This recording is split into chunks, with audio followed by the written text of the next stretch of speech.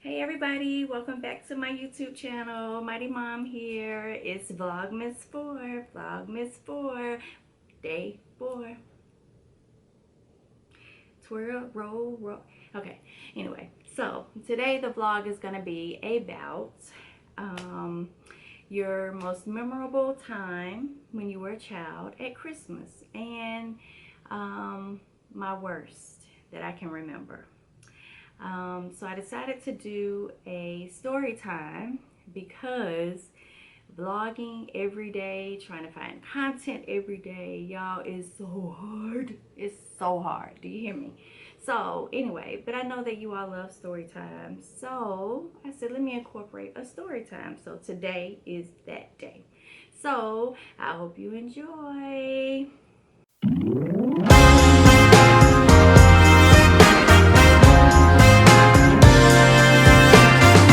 Very Merry Christmas we'll have this year. Very Merry Christmas without all tears. Every night, every day is a happy holiday. So let's get started. I'm gonna start with I guess the worst Christmas that I had that I can remember. And it was when I was in elementary school, and I think I was in like the second or the third grade. And because I believed in Santa Claus up until I know I was like in the fifth grade. Like, yeah. Um, so I was in elementary school, woke up Christmas morning, and went to the tree, and there was nothing up under the Christmas tree. Nothing, nada, not a nothing.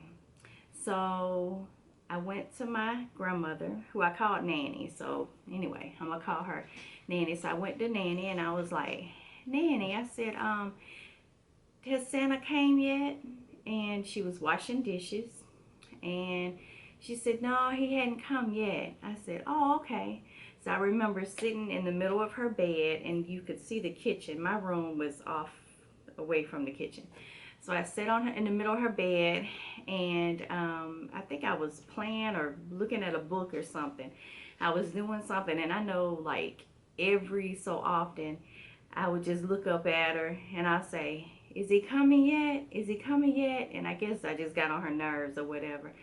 So I remember her getting on the telephone, and she called somebody, and she was whispering. And so I heard her say, okay, she'll be ready. So she told me, she came back and she told me that she said, Santa Claus brought your gifts to Bob and Peggy's house. So Bob and Peggy at the time was our preacher and first lady. So probably about 20 minutes later, Peggy pulls up. So I go down, and she said, you're going to spend the night there with Peggy tonight at their house. So I said, okay. So it was probably, I don't know, in the afternoon by this time. So got myself, went to her house, and she had two sons. One was older than me and one was younger. So I remember going to the living room, and so I was sitting down, and they were talking, and we were cutting up, and I didn't see Bob. So next thing you know, about I guess an hour later, I don't know, 40 minutes later, Bob comes in, and Peggy leaves the room. And I was wondering, just sitting there, I was like, okay, now Nanny told me that Santa Claus brought my stuff here. So I was just waiting, but I was so shy as a little girl. Of course, I wasn't going to ask. So, next thing you know, they snuck it behind the sofa. I don't know how, but the next thing you know, Peggy was like, all right, Melody, turn around. There's your Christmas gifts.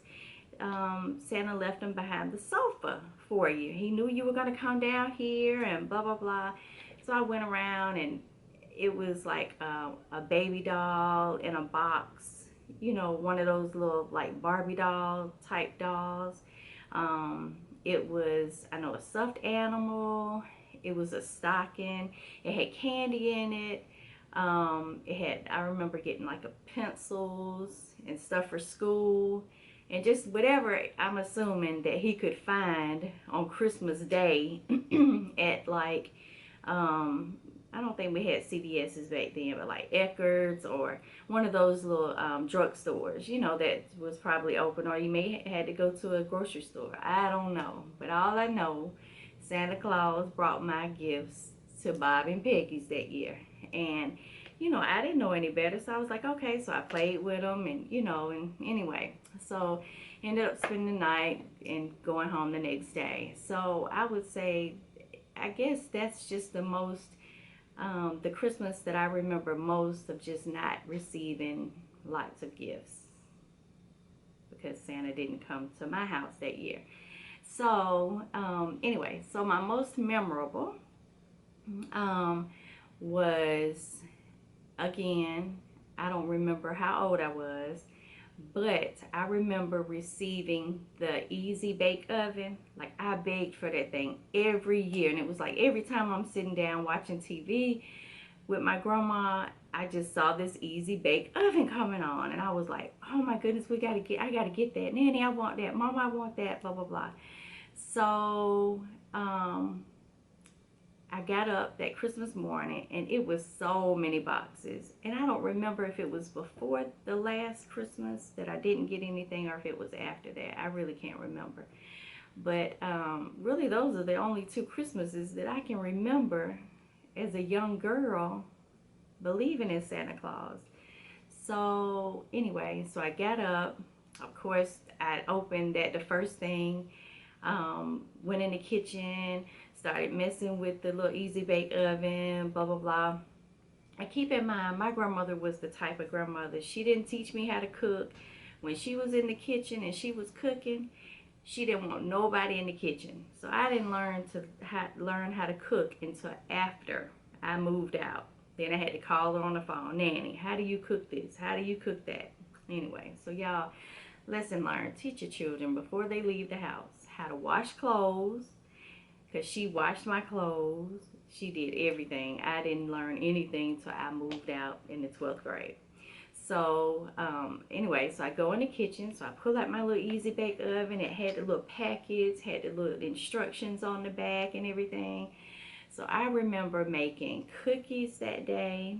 I remember it had a little tin pan, and you pour and you mix it with water, and you mix it up and you put it in a little oven, and you wait your little time, and you ding, and then you get it out. I remember eating that. I remember, even now, just talking about, like, I remember the taste of it, and it was so good. It really was. So if your kids are wanting an Easy Bake Oven, please get it for them.